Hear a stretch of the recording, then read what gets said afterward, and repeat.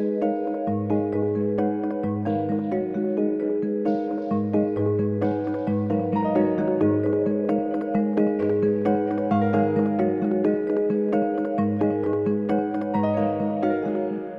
right, so hi Gary, welcome. Hey, Andy. So I understand there are two transportation issues, and one of them was the Hyperloop. What happened there? Well, the council recently had a work session in which they discussed the Hyperloop. That's the Elon Musk's company, Boring company, plan to build a very fast underground transit. The first part would be from Washington to Baltimore.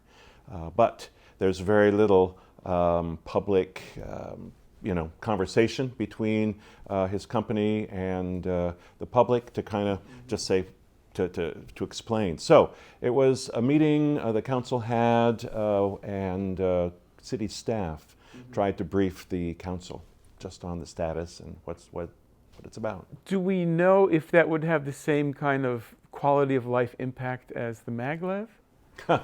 Or we don't know, right? We don't know, and that's part of the problem.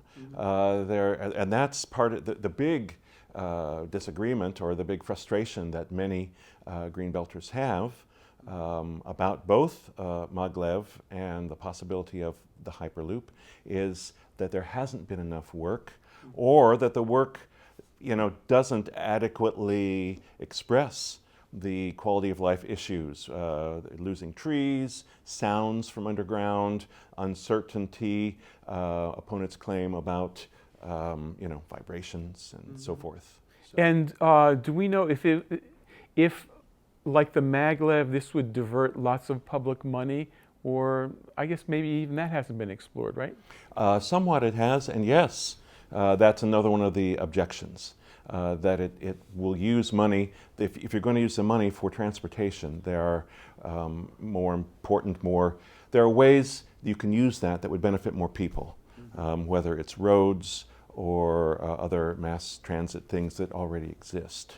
How about Alonzo Washington's Q&A session? You guys went to visit. What can you say about that? Well, that was, the difference between the two things, the Elon Musk program that was discussed at the work session still seems to me, and how we reported it, how the council discussed it, sort of beyond, it's still a twinkle in the eye and not as well developed. MAGLEV is well developed. They're in the middle of the environmental impact studies. The state has to perform those, but halfway through those.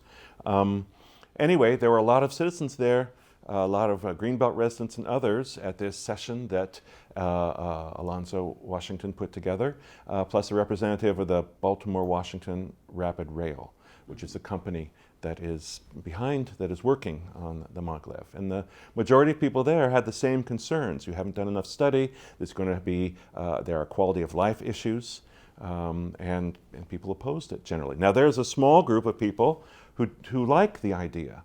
They want to embrace new technologies. They feel this is a cleaner technology. That's debated. They feel that it's something that we need to move toward, that mass transit. Who's to say? Right. They have a point. And we reported that at the Washington meeting, it was a very civil group, and both sides had a chance to air, pros and cons, though the con really outweighed it. The con, yeah, I'm sure. And I just really wonder how seriously the BWRR person might take the con, because it almost seems like the folks behind that are like, hey, it's going to happen, and we don't care what you say.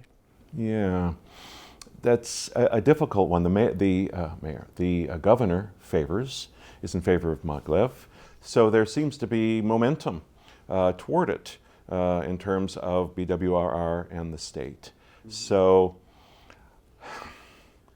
it's yes, there are people who oppose it who say they are not concerned. There are people who support it who say yes, those concerns have been met. So we're still watching and figuring out what's going to happen. A wait and see issue. Yeah. So how about the extra pistols, the extra weapons at the Greenbelt Police Department and their disposal? What's happening there? There's one point, and at this council meeting where that was discussed, there were a lot of other things discussed. But I wanted to mention one thing, and that is, and it's been discussed at other meetings, but the police department brought standard operating procedure, SOP, for how to dispose of their weapons when they had reached the end of life. And it was an SOP that they were going to have to manage. It would be a police department thing. And interestingly, while the council supported the procedure, they were happy with the SOP, with the standard operating procedure, they wanted to own it because what they said was, what will happen, when there's a new chief, when there's new management at the police department? In a sense, and we didn't use this word, but I see it as wanting to maintain civilian control or management of the law enforcement function, or at least keep the balance, keep it, and it should be balanced.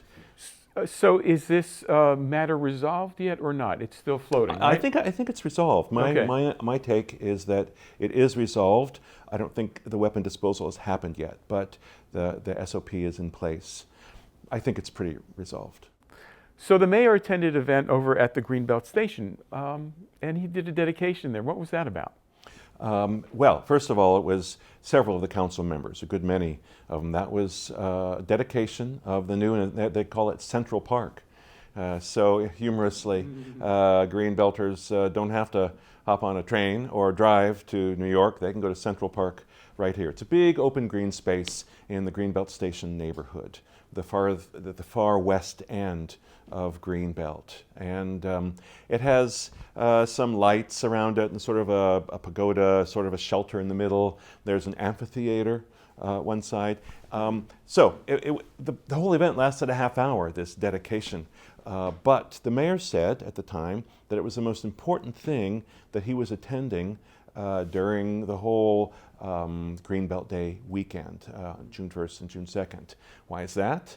Well, one, because it underlines the city's commitment to creating and maintaining green spaces, open spaces where people can play, can gather, have meetings, have picnics, have whatever you do in a big green park. So it showed their commitment to it. And second, it was another step toward taking this new community, Greenbelt Station, the far west end of Greenbelt, and saying, yes, you are Greenbelt, and you are a part of this community. And this showed that. This was symbolic, but it was also very real. Here's the park. And it was, what I loved was, and not only did it happen on that Saturday, but also at the council meeting where it was discussed back in December, council members were just this flood of ideas coming up with, oh, here's how the city could help you. Oh, you want to do that? Contact Public Works. You want to do this? Yeah. Hey, have you thought about a Christmas tree lighting? Have you done that? In other words, helping the Greenbelt Station people who are in charge of recreation and in that community, leaders in that community, find ways to make use of city resources to better utilize their new park. They're great. One of the things that I think that I admire about both that and the hug walk is that they're really, even though we have physical barriers that really do divide Greenbelt, at least people are reaching out and making an effort to unite us as a town. I would agree with that. I know at the news review, at the paper, we try very much. We try hard to report all the news of Greenbelt, and I always welcome when I hear reports from places all around town, east side, west side. We're doing this event's happening, so yes. And lastly, there was a naturalization ceremony held here at the community center. What are your thoughts on that?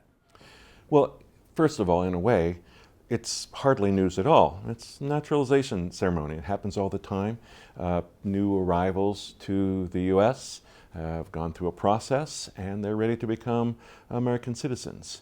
But Greenbelt, and we've done this for many years, and we did it again this year, decided to have a naturalization ceremony for Greenbelt residents who are becoming U.S. citizens, and to have it on the same weekend that we commemorate the birth of Greenbelt itself.